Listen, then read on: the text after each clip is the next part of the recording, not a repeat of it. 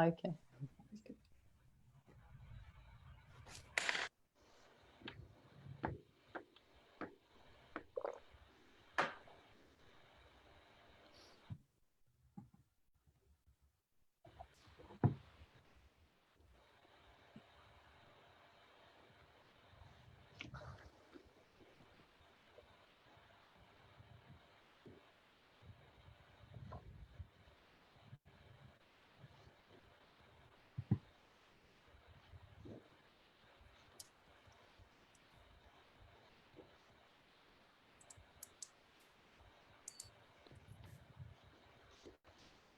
Hoda, Yeah. I've got a PDF of this essay if you want it. I've found it on your website. Okay. Thanks.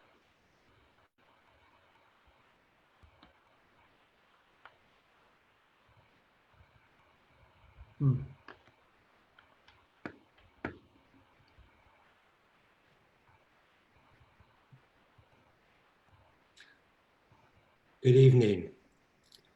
My name is Elias Redstone and I'm the Artistic Director of Photo 2021 International Festival of Photography. I'd like to begin by acknowledging the Wurundjeri people of the Kulin Nation as the traditional owners of this land, and I pay my deep respects to their elders past, present and emerging. Thank you everyone for joining us for Photo Live, including live stream conversations about the social and cultural role photography plays in our everyday lives. Photo Live expands on Photo 2021's theme, exploring the relationship between photography and the truth. We are joined this evening by two exceptional Photo 2021 artists, Hoda Afshar and Adam Broomberg. Hoda was born in Tehran and now lives and works in Melbourne. Through her art practice, she explores the nature and possibilities of documentary image making. Working across photography and moving image, she considers the representation of gender, marginality, and displacement. Recent exhibitions include Remain, commissioned for Primavera 2018 at the Museum of Contemporary Art in Sydney, and Behold at the Centre for Contemporary Photography in Melbourne in 2017. In 2018, she won the Baroness Photography Prize presented at Monash Gallery of Art, and she is currently being commissioned to create new work for Photo 2021. Adam Broomberg has been working alongside Oliver Shannaran as Broomberg and Shannaran. Together, they have had numerous solo exhibitions, including at the Centre Georges Pompidou in 2018 and the Hasselblad Centre in 2017. They participated in the Last Documenta in 2017 and have received major awards, including the ICP Infinity Award in 2014 and the Deutsche Börse Photography Prize in 2013. Broomberg and Shannaran will be presenting work in Photo 2021's outdoor program and within a group exhibition at Monash Gallery of Art, Not Standing Still, New Approaches in Documentary Photography. Adam was born in Johannesburg and joins us today from his home in Berlin. Thank you both so much for joining us. I'm going to hand over to you now for about half an hour, and then we'll ask questions posted by people watching this live on Facebook. If you're watching, feel free to post your questions and comments anytime during the talk. And now over to you, Hoda and Adam. Thank you so much. Thanks, Elias. Hello, Adam. Hello, Hoda. How are you? Good. I can't believe the coincidence in our outfits this morning. I know, it wasn't planned. We have to make that clear. Okay, how are we going to go about this? Maybe I should start by asking you the first question. Go for You're it. ready? I'm ready. Okay, I was thinking if we can actually talk a little bit about our relationship to documentary photography and photography in general, because I think our practices, although very different, they're concerned with very similar issues. And we both have started with documentary photography, and I can't help but to think that it's somehow got to do with our background and places that we come from. You come from South Africa, and I grew up in Iran, and those places have a very similar kind of relationship to photography and documentary photography, and the role that documentary photography has played in recording the histories of those places and the conflict and so on. And I'm interested to hear about that, and you know, like, and what, how did you get into photography? Mm-hmm. Yeah, I mean, it's quite remarkable, our similar trajectories. And just to say, we met in Tehran, was it two and a half years ago or something?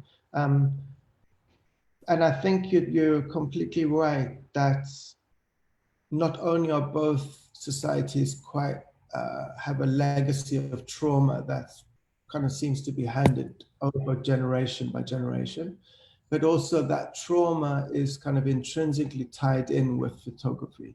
So in my case, you know, I grew up in the 70s in South Africa. It was the height of apartheid, 70s and 80s, which meant that not only was there severe censorship of what went out of the country in terms of images, but there was censorship in terms of what went on in terms of information between the divided communities between black and white. So when I think about photography in my youth, I think about you know, legendary anti-apartheid photographies, Ernest Cole and Alf Kumalo and Peter Magubani, and of course the Bang Bang Club, who are kind of more sexy and famous, but all of whom like literally risked their life and limbs to take pictures that were primarily, although brilliant images, functioned as evidence, as kind of juridical and emotional evidence of what was going on in a country that the rest of the world wouldn't have known about. And certainly I, living in a white-only area, wouldn't have known about the war that was going on, you know, within hundreds of meters of my house. So that's the kind of model I grew up with. And I think that was, you know, so there was a sense of urgency and importance to image making at that time, right? Not that there isn't now, but it was very clear. There was very little ambiguity or doubt about the notion of veracity or validity of that mode of photographic practice, I think. But I think something else that we both share is probably growing up with that. And maybe I'd like to hear more about that kind of photography in when you were growing up in Iran. I mean, obviously I know about the legacy of the stuff from the Iran-Iraq war, but not much else. Yeah, I grew up, I was born right after the Islamic Revolution in Iran, and born in the heart of, you know, like the war of Iran and Iraq. And my whole childhood was like shaped with that tension. Like I was in Tehran and the war wasn't really threatening Tehran, but we could hear the planes overhead all the time. And my childhood memories are like hiding under the staircase with my parents, like holding them tight or putting tapes on the windows, you know, and so on. And like what I know of that period is that legacy of like documentary photography from the Islamic Revolution to the war. And those images of the war became like the only thing that we could see as murals on the walls of the streets. And it's still there. And like the Islamic government's propaganda TV, which was the only thing that you were seeing over and over again. So that became a part of, you know, like it becomes part of your subconscious. And then documentary photography as evidence, as you mentioned, it was just like also like later on when I grew up, it was a society that was like the way that it was portraying and picturing itself and presenting it to the outside world was in a really kind of like certain way, and like they were a big part of our life, everyday life, that was remaining unseen and hidden. And it was forbidden to photograph underground parties of, like, when I was a teenager, we were not allowed to party, but it was happening. Everything was underground. Like, the life we had inside was very different from the life that we had outside. And still up until now, there's this fascination and obsession with documentary photography because, and I grew up as part of that generation, that the importance of recording these moments. My earlier projects were all about documenting what it remains hidden, not as a document that I could show back then in Iran, but as something that I knew in the future will be, this needs to be documented. People need to know the life that we used to live, something that is never projected to the outside world. And yeah, it's just like, but later on, it's interesting that you mentioned the first time we met in Iran, it was like in 2017, you were presenting your talk there. And I remember the room was filled with all the documentary photographers that I knew from my generation and the younger ones.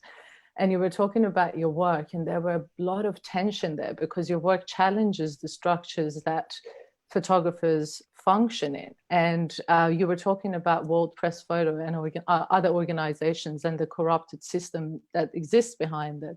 And people were like confused. And there was even a photographer who got angry and was like, what are you talking about? We should not be recording this. Like, this is being censored, and what we're doing is recording it.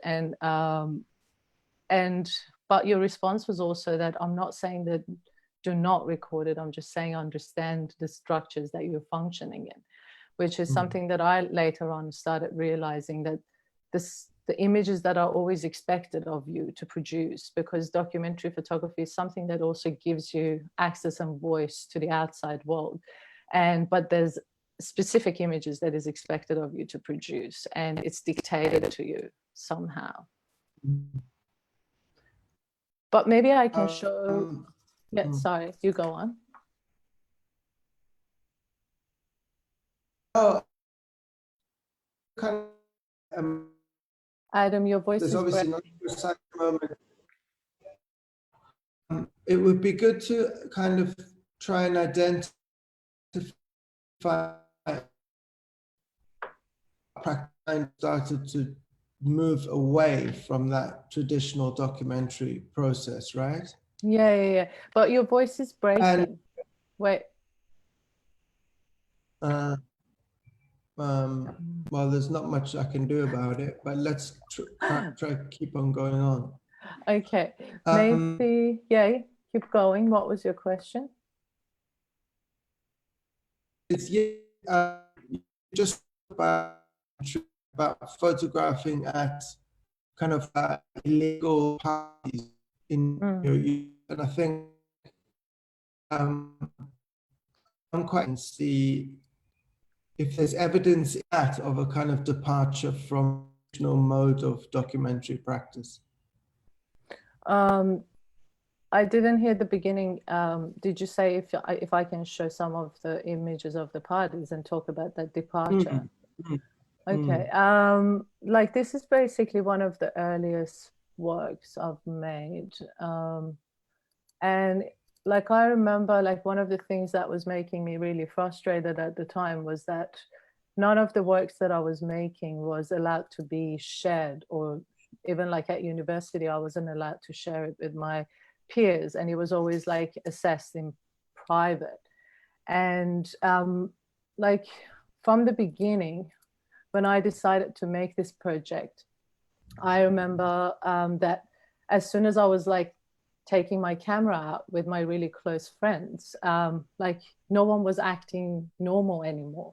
They knew all about my project and they knew that what I'm doing, but they were performing it. They were just posing for the camera. And like, for example, there was this push from my teachers that, like, photograph your friends when they're like taking drugs. And when someone's doing that, they don't want you to be there with the camera there. So like, friends were like, okay, I perform this for you, and I acted out as if like I'm really rolling a joint or doing this and that. So performance and intervention from the beginning became a part of my work, right? But I did trust that what I'm portraying and photographing is the real thing too. Like, this is what happens, but like we're also reenacting it and restaging it, which is something that later on I can go back to and talk about, because this is exactly what I'm doing now. But now I know why I'm doing it, and I trust it even more, because I believe that there's more truth in an image when it's made in collaboration with the subject, when the subject also decides and is conscious of the photographic process and like the making, and they present their story and their body and the way that they want to. So yeah, these are a few examples of it. But I'm also interested in hearing about your shift in your image making, and how did that happen? Because I know that your practice also started as documentary, right? Very much documentary. I mean, yeah, and you know, spent years and years traveling with a large 5x4 field camera to refugee camps, psychiatric hospitals, prisons, and everywhere where a sexy documentary camera wants to go to, you know. But I think, and we spoke about this earlier, and there was one image that I'd like you to show, which was in, I believe it was in 2004, was it? Where is it Arafat? Yes, it's Arafat, yeah. Okay. So in 2004, we were lucky enough to be invited into Arafat's compound. And at that point, he was living in Ramallah in the compound, and we were allowed in. And, you know, we were given very limited time with him. He looks very cute there. What's that? He looks very cute there. Sorry. He is very cute. Sorry, keep going. So, you know, we had kind of the same amount of time you would have photographing any celebrity, right? They like, you have to set up the camera, they pop their head in, give you a smile and run away. And, you know, so that's all we were given, although we did spend the whole day kind of chatting and talking. But so we took the picture, and then we left Israel, and obviously the Israeli Defense Force and the security knew where we had been. And when we got to the airport, they scanned the 5x4 negs that were unprocessed, maybe 30 to 50 times through their X-ray machine, obviously willfully wanting to destroy the negs, right? And when process the image, I don't know if you can see it on the screen, but there's a kind of yellow band that runs through the middle. And at first I was totally mortified by that, because it was literally, I think it was weeks before he died. And by the time this was processed, he had died, just, you know, so 11th of November. And,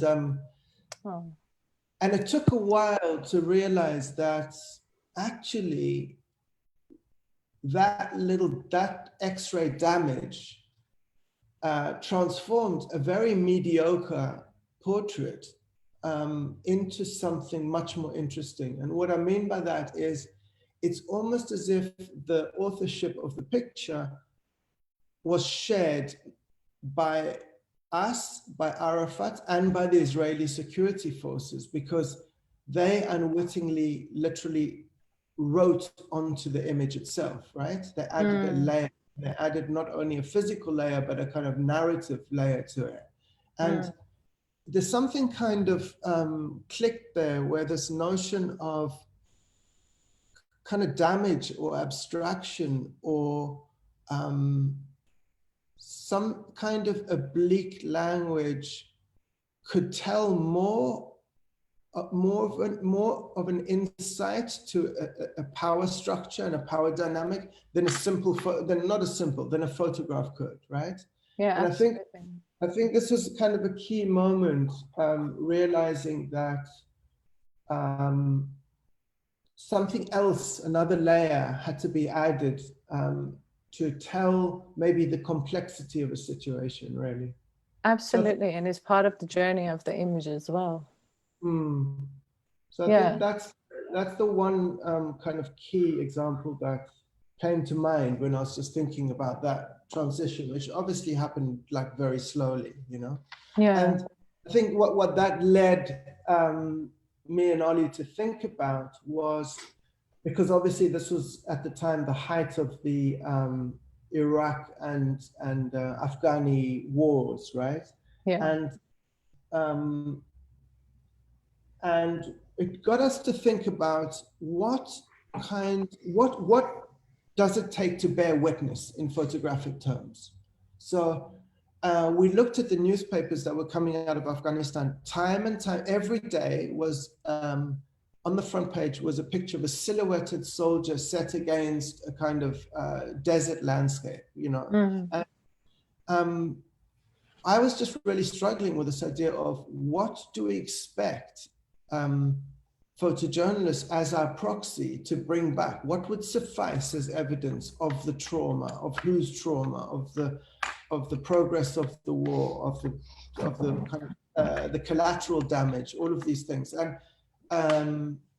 and instead of kind of hypothesizing, we decided to kind of put it to the test, and maybe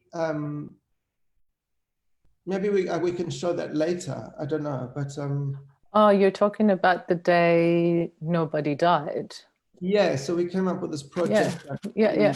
I would love to talk about that. I will definitely go back to that. But before we get into that, I wanted to mention something about how that process that you're talking about in terms of like the damages that is done to the photographic image is part of the history of that image, and also part of the process, and also power dynamics that you're talking about. Because I had a very similar experience to that in when I was presented with that scenario in the bathhouse, gay bathhouse in Iran. And like, it's always like very difficult bringing photographic taking photographic gear to Iran also, and like leaving with film and images, because camera is always considered as a spying tool. So I always have to like hide them somehow when I'm taking them out with me. So I can't really put them in a separate bag, and like what you do, for example, in Europe, that I can't get my films scanned and so on, because you don't want them to know that you're taking images out with you. So it was a very important work for me that I made, and I wanted to make sure that it's safe, but also like talking about how that shift also happened in my practice from that series. Behold is specifically a work that after years of migration and trying different things and finding out a different struggle with photography, which wasn't about documenting narratives anymore. In migration, my own struggle became the point of interrogation for me. Like, I realized how my identity is represented in the outside world, and how like people perceive me as an Iranian woman who left the country. There's a certain image of that Iranian woman in the mind of the society and so on. So my struggle became with the images, like the nature of images themselves, and how that image is constructed, how images contribute to this process of representation and constructing realities and so on. But like, I made a lot of work about that. But later on, behold, that bathhouse series was my return to the same process that I was talking about, the staging realities. And which there I was like, oh, sorry, what is this image? That's a different image, okay. Yeah, this is the work that I made in collaboration with the young men who invited me to this bathhouse. and to photograph them. And like when I processed the films, when I returned, because of that sort of like a lot of like going through scanning at the airport and so on, they were damaged. And it took us a long time to actually sort of like work on these images. But also I was like, there were a lot of like difficulties in making them, from like the place that I was in. There was no light and the steam was covering the camera constantly, and half of the lens was obscured with the steam. I was like rubbing the lens with my cardigan all the time to get rid of the steam, to a point that my cardigan was like torn. And like as soon as I was holding the camera up, like again, it was covered with the steam and so on. And there were a lot of noise in the image, but I really loved it. When I was printing them, I was like, this is part of the process of making these images. Like from the difficulty in making those photographs in that space, to take them out of the country and like process them, and the noise that came into the images and so on. So I see more truth in that, you know, like, because it works much better than a perfect image, a sharp image. And yeah, I just wanted to quickly mention that. But in terms of like going back to your project, The Day Nobody Died, that's a work that there were a lot of, I don't know, polarizing views on that work. Like a lot of people hated it and a lot of people loved it. I always share that work with my students, and I want them to have a conversation with it, because I see that as a really, really important work in terms of like ideas related to unlearning histories, unlearning the processes that we work and function in. So maybe I can start just by like explaining the nuts and bolts of it, right? Yeah, that would be great. So what we did is, it was the height of, like I said, the war in Afghanistan. In fact, it was like the most dangerous. There were the highest amount of fatalities at the time. We lied. We said we were photojournalists to get access. It was the time of the embedding process. And the embedding process was a really interesting contractual, both like juridical and moral contract between photographers and the military, which meant that the military would give you unprecedented access to the front line of the war. Yeah. But in return, the military would have access to your material. They were allowed to review it every evening. And they also would kind of, it was a little bit like, you know, they had very savvy people in their PR department taking you to the right spots, okay? So there was this kind of like, you know, Mephisto type deal with the devil. And I guess what we wanted to do was to explore and kind of test the limits of that embedding process. Was one of the things. So what we did is we devised quite an absurd and kind of Dadaist stunt, which was, first of all, we got permission to be embedded. But instead of taking cameras, what we did is we took rolls of photographic film, which come in boxes. They're 76.5 centimeters long. It's a sealed box of 50 meters of, photographic paper, right? Yeah. And so we arrive in Helmand province.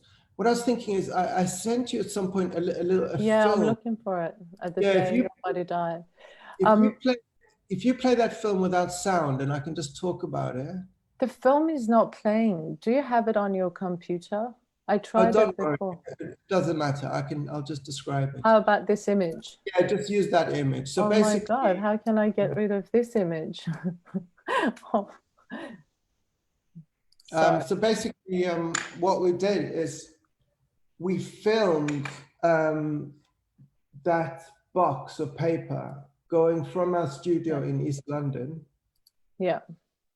Are you managing that? There you go. Are you seeing it?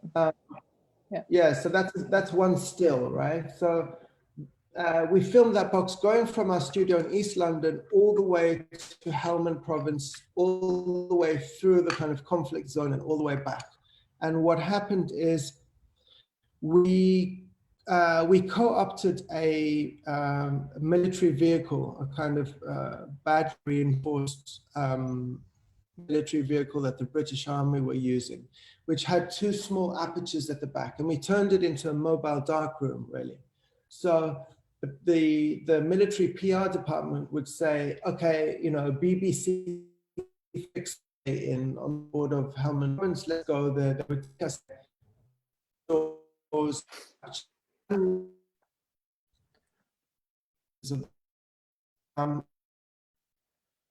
Oh, wait, Adam, your voice is breaking. Okay, I don't to. It comes and goes. You got to where? It comes and goes. Okay, you're back. All right. Okay, keep back. Going. So I don't know what you got to, but we basically co-opted their military vehicles. We turned them into mobile dark rooms. We went to where they directed us, to the sites of various attacks or deaths. We then, in the dark, unrolled 12 meters of this paper, opened the doors, exposed it to light, and closed the box and put it back.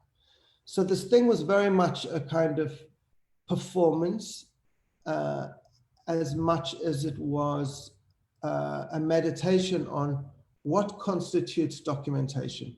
So obviously, you know, every engagement with every soldier or every, you know, general in the army who was flabbergasted at what we were doing was part of the work, because we explained to them, right, this is what we're doing. Sorry, no, you can't open the box because it's light sensitive. It was just preposterous. But so we slowly got demoted until a few weeks in, we were literally booted out of the country. And what we came back with is, maybe you can show some of the details, is a series of cameraless images. So they're photograms, essentially. These are details, obviously. And I think this was called The Day Nobody Died because it was made on a day that the press corps very proudly announced nobody had died that day. The next day we went to somewhere where, like I said, a BBC fixer was killed. But the point I'm making is that it's a little bit like, do you remember like scientists in the 1800s would drill a core into the ice, and they would pull up that core of ice, and they would look at a slice of it, and they would say, on the 12th of October, 1824, there were 3 penguins here. Because the fact is, wherever we were, depending on the light or the heat at the time, these images would be different, right? Yeah, yeah. And, but obviously, you can see what a provocative act this is, right? It is. It's like a protest, right? It's partly a protest because we were... Okay, that's the full image. Okay, so this is one installation shot. Yeah, those are two images. And yeah, just stop there for a sec. It's partly a protest because, but more of a kind of question, which is, what do you as a viewer expect me as your proxy who's going to the front line of a war to bring you back, which would suffice as evidence, which would make you feel better about yourself, right? Yeah. And I think the titles, as in all of our work, is really important, because the fixer's execution, you know, which is this work, says more in your mind's eye than a picture of a dead body on the floor in the sand, right? Yeah. And I think so. It was once, protest, and also just and also asking a really relevant question, I think. But what's similar about you, it just struck me, and your, let's call it performance in the men's bars in Tehran, is there's a kind of like humorous, trickster, troublemaker, like Buffon type character, you know, a woman in a men's only bathhouse, presumably like a homosexual space, is so kind of counter both legal and moral acceptable roles in that country. And I think similarly, this became so unacceptable both to the traditional photojournalistic community and to the military, right? Mm. And I think and to the audience as well, because when they come to see the show, they're expecting to see images of the war in Afghanistan. You went there to come back with pieces of truth and reality, right, from that place. And like, I think another thing, this performance that you're talking about, it makes you think back to what is photography, to ask that question, like, which is like basically drawing with light. And that's what you did, and how much you want to see exactly is the question, like, because like how much of the images of the war, and also like I remember you were talking about the level of control and censorship, like the photographers were accompanied by guards and they were telling you what you're allowed to photograph and what you're not allowed to photograph, and makes you ask that question, what is the point of making the same images over and over again, which is something that you see in the media of,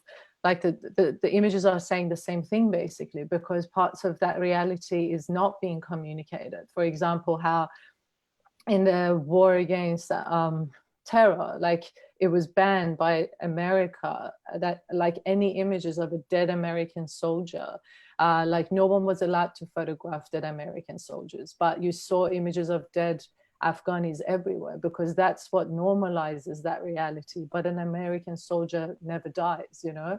It's a shock if you see one of that. So this censorship, this control is something that we have to ask that question, that what is worthy of photographing and what is not, you know?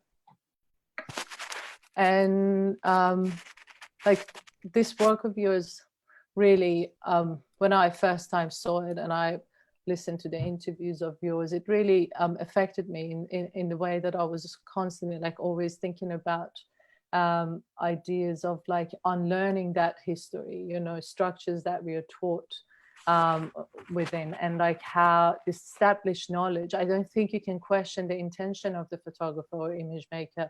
They have the right intentions for doing that. They risk their lives and like everything, because they see the importance in documenting in these histories. But like unfortunately there's a history that we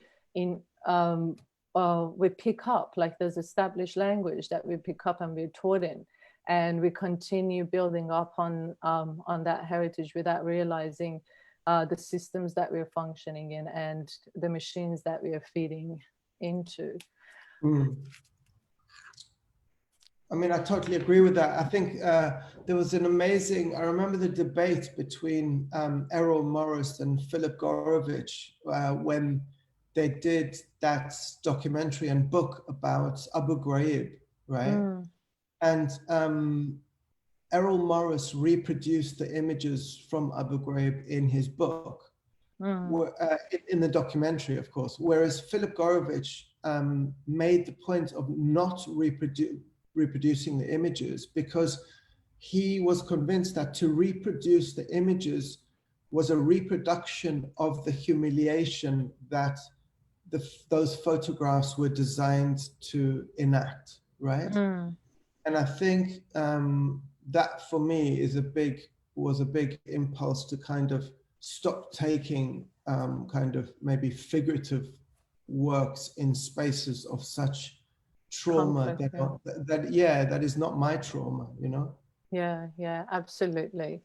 And like you see that everywhere, because like, for example, the way that now coronavirus is being documented, like I'm looking a lot at the images that are coming out of Iran, for example. You see a lot of like people grieving and dead bodies and like really horrific images that is available all over the net. But like the same pandemic is affecting Italy, is affecting, I don't know, America here and there, but you don't see those images.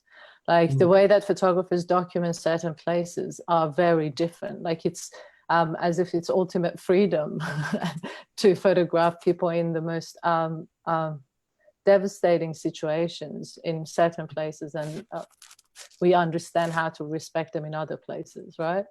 And these are like, this is quite interesting because it's done absolutely unconsciously, but like I think we're running out of time. Maybe before we run out of time, I want to talk a little bit about the works that we're showing at the festival. And you're showing Fig, which is one of your older works, more sits in the tradition of documentary image making, and your most, like your other works, is Spirit is a Bone. Can you talk a little bit about Spirit is a Bone, because that's what the work that is concerned with surveillance and facial recognition control, and it would be interesting to hear you talking about it. For sure. Maybe yeah, I'll share. Show some pictures. Basically, this work was done in 2015, and what Ollie and I found out about a really kind of new startup in Moscow that was producing cameras that were able to make three-dimensional photographs of, if you can call them photographs, let's call them kind of data maps of people's faces without them knowing it, within like a split second. And what they did is they developed a system, and you could put two tiny cameras in a doorway, and someone would walk through and their face would be captured as a three-dimensional map, right? And I mean, this almost sounds nostalgic, me describing this, but in 2015, this was kind of a radical technology. And if you go back a few slides, what we decided to do is, again, we got access to this, to this company that was developing it. And what we decided to do is we took the work of August Sander, who famously during the Weimar Republic took something, I think like 300 photographs of kind of archetypal German citizens, from the bricklayer that you're looking at to the one you showed, which was called The Artist's Wife. And he dealt with everything from the banker to the baker to the prostitute to the revolutionary, right? So we took every one of those titles, archetypal titles, and we went to Moscow and we cast exactly the same people. So we looked for a revolutionary, a poet, the artist's wife, the bricklayer, the banker. And what we did is we got them, literally 1,000 people in a line to walk through this doorway. And all they had to do was walk through it and their face was captured by this new technology, right? And what's remarkable about the technology is, so it's designed for security and surveillance at borders, and it now exists, I mean, we know about it right through the whole of China, and it's probably, in a lot more places than we know about it. But what's remarkable about it is it's the first time that portraits are made without the consent or the awareness of any of the subjects, right? So if you move to some of those pictures, the ones in white that are from Spirit is a Bone. So like that one is the revolutionary. And although we don't reveal the names in the work, that was Yekaterina from Pussy Riot was our revolutionary, right? Yeah. The next one is the society lady. And obviously we're using the terms that August Sander came up with. That's interesting. Who was that? That's called The Widow. He's the carpenter. And you made all that work in how long? In a day or two? In about a day. Yeah. So what took August Sander his entire life took a day using this technology. That's the woodcutter. And that's one of the installation shots. So obviously, you know, Amazing. our conundrum was kind of how do you show this, and it was important for us to show that this thing's available at multiple angles, you know, and in fact, not really photographs. But I think let's move on, because this goes, I think the reason they asked us to speak together is how the works you are producing for the festival really resonate with this, both in terms of their political concerns and I think their aesthetic strategies. So I refer to your project on whistleblowers, and I'm really intrigued to hear more about that. Okay, that project is still a work in progress, as you know. It's titled agonistes. Agonistes is an adjective, a Latin word for the person who struggles in a battle. And with this work, which is kind of like a continuation of the same like question and concern that I had with my other work, Remain, that I made on Manus Island with the refugees. This idea of like what I would like to call active blindness. Why in a liberal democratic system that we put so much trust in, there are certain atrocities that are like there's so much unlawful acts that are happening on a daily basis around us. And for someone who kind of like left her home country behind in search of like freedom of speech, trusting this democracy that was promised, it's quite fascinating for me to realize these invisible structures of power that exist, and the same sort of like unlawful acts happen on a daily basis, but it's just hidden behind the surface, a pretty surface in a country like, for example, Australia. And how even like when these voices and acts get out, the society remains blind to it. And a lot of the work... Can I stop you? Because just take a step back, because from the beginning, who are these people you are photographing and interviewing? I don't understand. Okay, the people that I am in this project working with are the whistleblowers that are like working across different governmental organizations, from like the army, from like disability care, prison camps, youth justice, indigenous, I mean like offshore, onshore detention centers, or like ASIO, and so on. So many different organizations that are directly connected to the government. And if they speak out about the wrongdoing of the government, basically, they're facing jail time. And all of them at some point decided to speak out, and they lost their jobs, and it led into the loss of their marriage and family and life. And at the end, like all the narratives, despite the fact that they're so different, they all arrive at the same point, this like trauma that they faced. And for me, like they represent this modern tragic figure, because when you think about the Greek tragedies, it's like always the main figure in Greek tragedies are people who are standing between the law and morality and the public. And they're faced with that sort of like struggle, and at the end their life is like a tragic life, you know. And so the work that I've been making is like in collaboration with these people. And like the question that I had was like how I often like see photography as a tool that can make visible the invisible, right? You use that to sort of like give visibility to the voices that have been sort of like made inaudible. But in this struggle, which is, I'm turning the camera inwardly this time, looking at Australia and Australian people.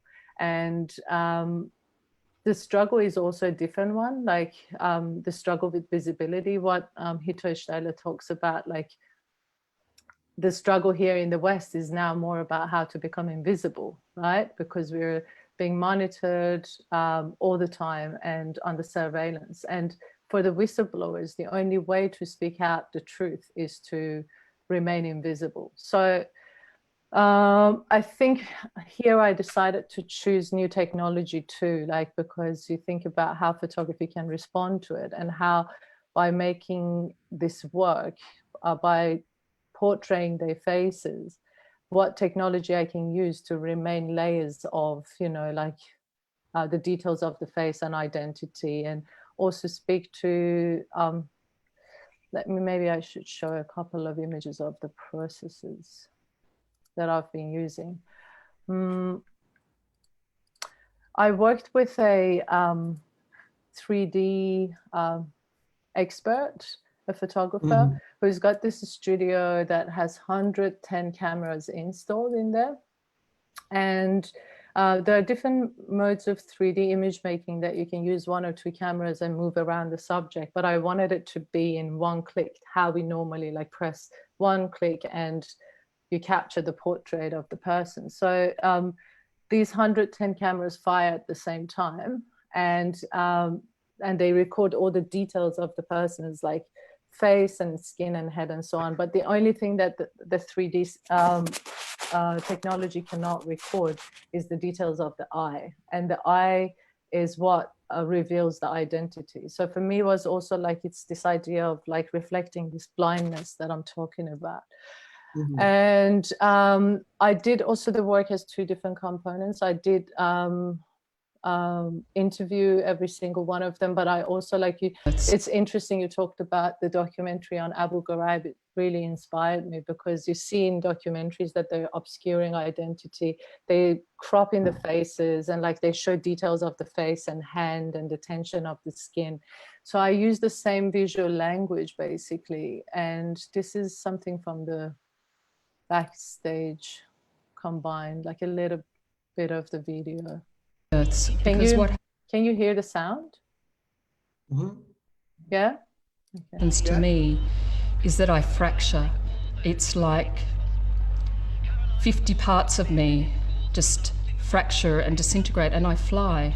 I'm not on the ground. I'm in the air. I'm all over the place, and I'm not connected. It's almost a weightlessness that happens. That weight of responsibility fractures me, I guess. The weight of carrying that fractures, I guess I break under it.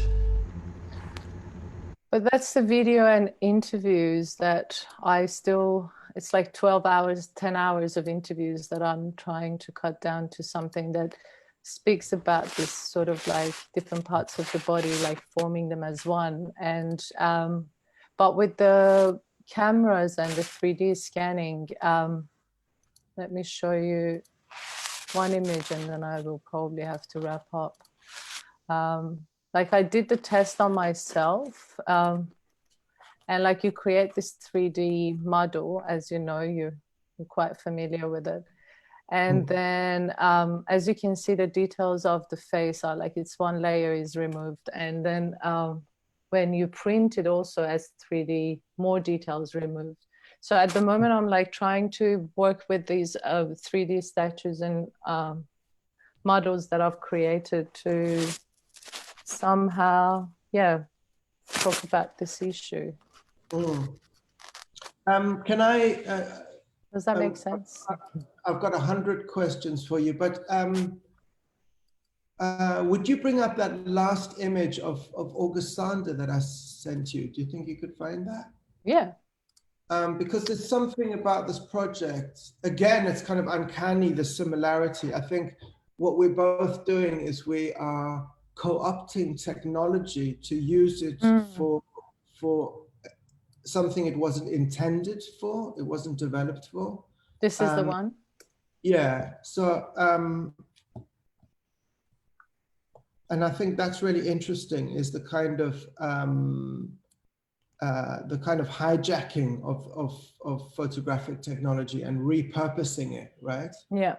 Because, well, as we know, most of the stuff is developed, you know, in kind of industrial and military research, but never for kind of avant-garde or progressive purposes.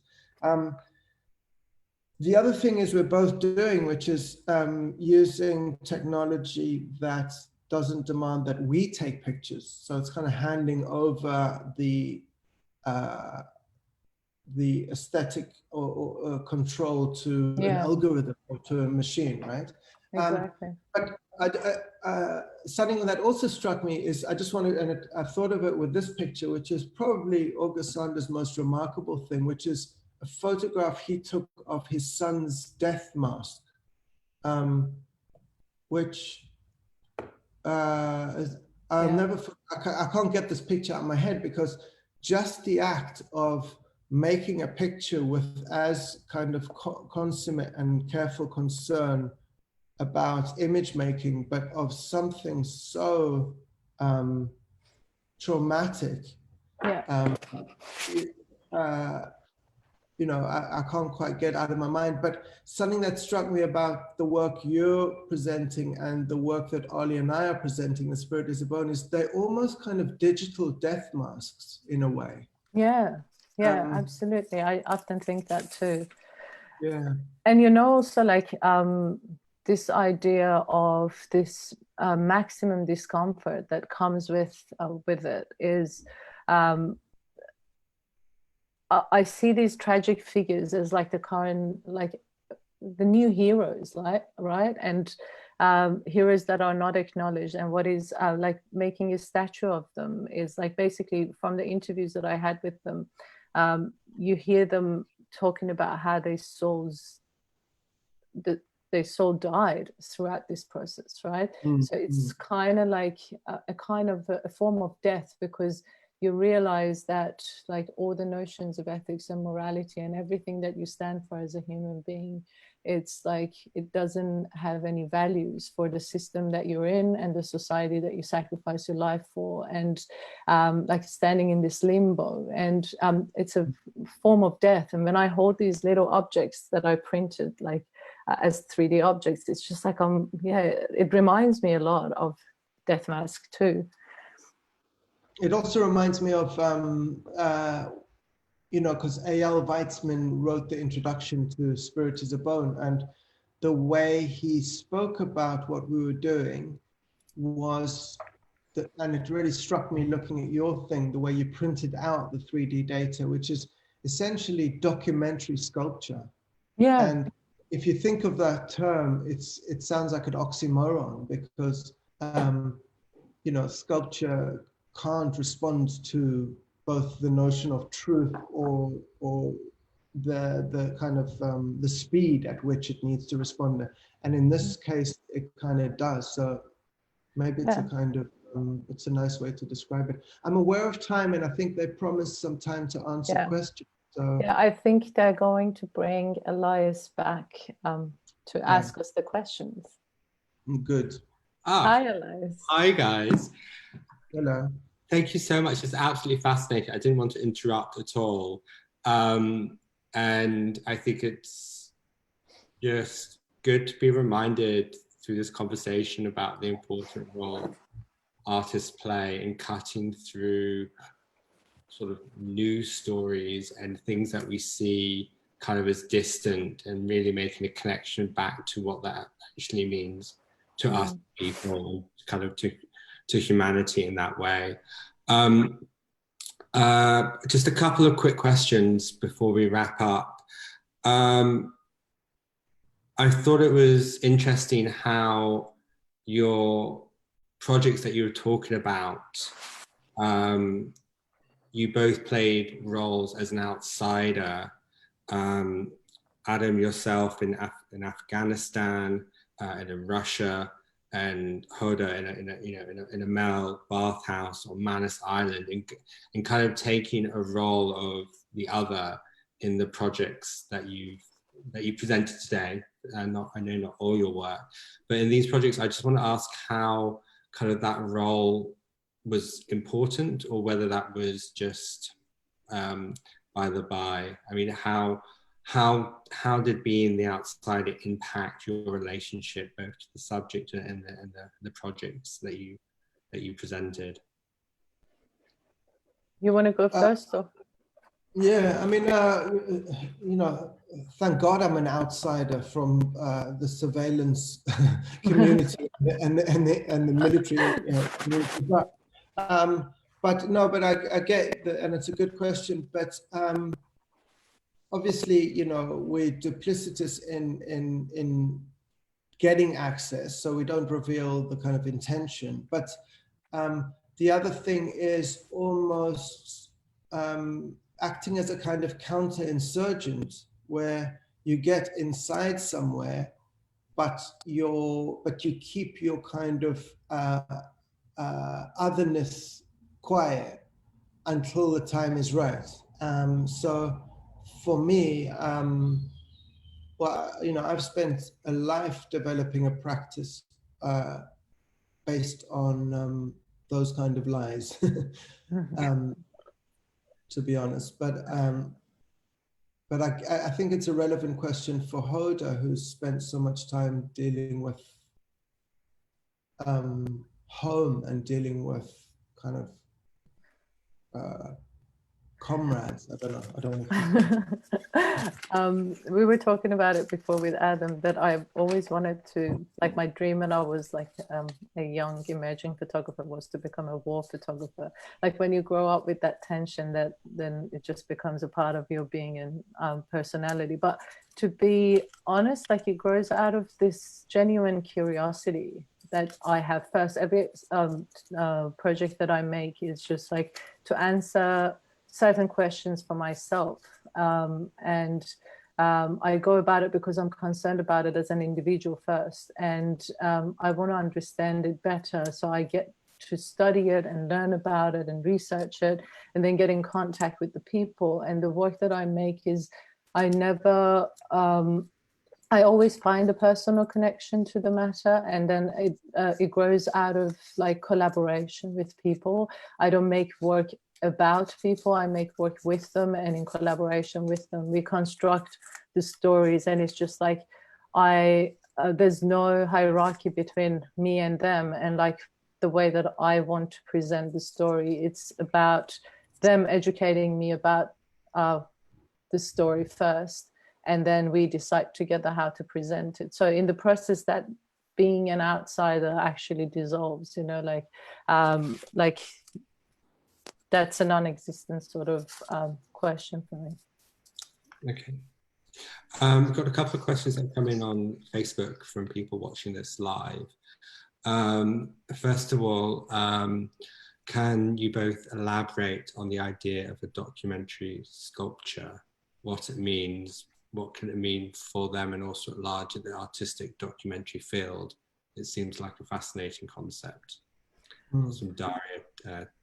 I think Adam knows better about this, because I think you researched that idea a lot as well. But for me, like I'm again like learning a lot about this new technology that I'm using, and it's pretty fascinating for me, this whole like new language of photography that is actually the language of our time, the time of surveillance and technology and so on.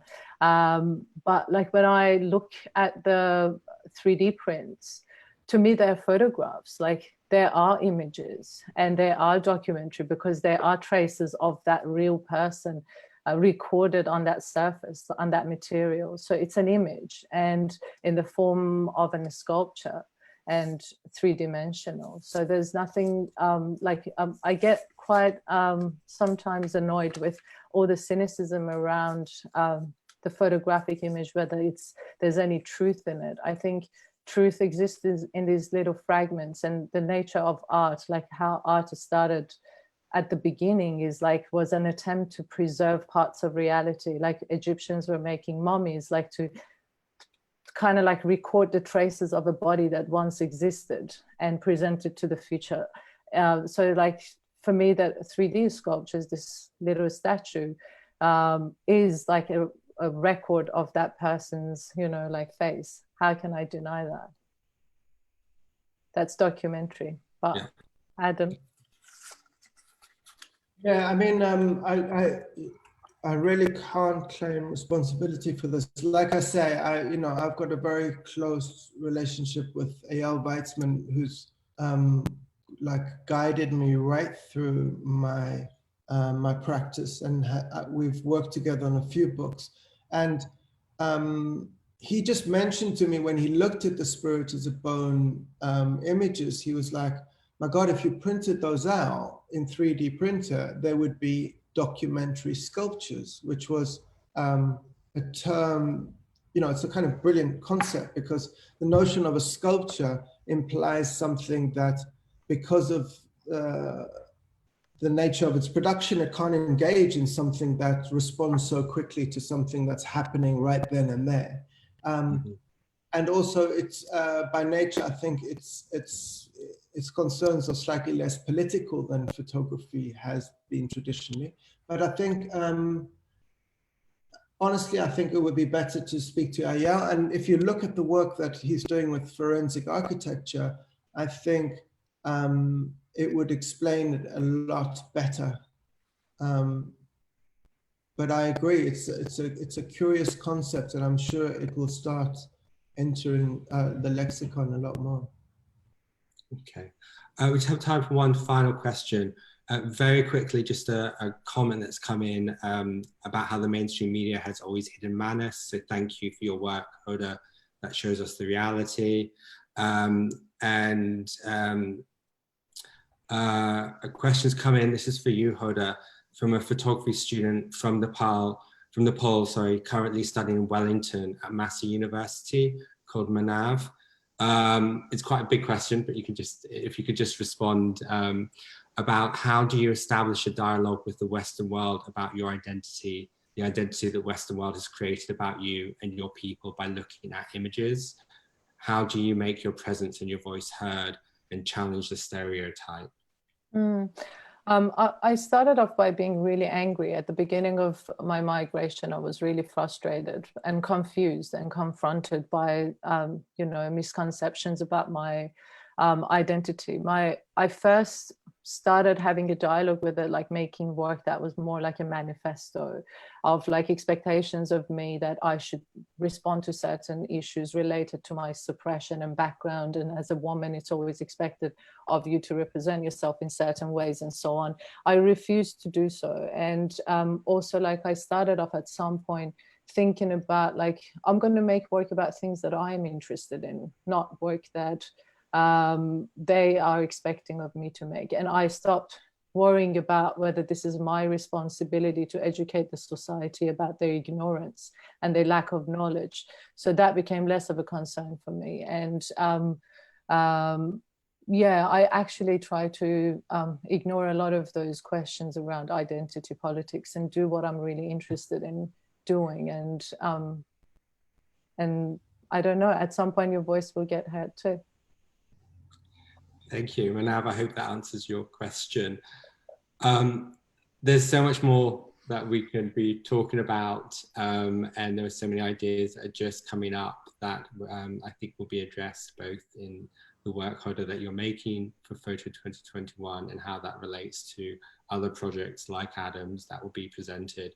So Adam and Hoda, I hope you are able to come back and maybe continue this conversation close to the festival or when it's on. And that just leaves me to thank you both so much for your conversation this evening and giving us deep insights into your thoughts on photography. Thank you also quickly to Photo 2021's founding partners, Naomi Milgram, Bill Boness, and Mark Henry for their ongoing support, and to Mark Henry, Creative Victoria, and the City of Melbourne for supporting Hoda's Photo 2021 commission. Thank you also to our live captioners this evening, Lachlan and Marissa, for doing an amazing job keeping up with everyone. And I hope everyone can join us for Photo Live again next week for conversations with Hayley Miller-Baker, Christina DeMiddle, and Atonga Tem. If you want to find out more about Photo Live, the talks coming up in the Photo 2021 artists, please visit photo.org.au. Thank you so much for joining us this evening. Thank you. Thanks, Adam. Thank you. Thanks, all of you. Thank you. Thanks, Elias. Goodbye. Bye. Have a good night. Bye.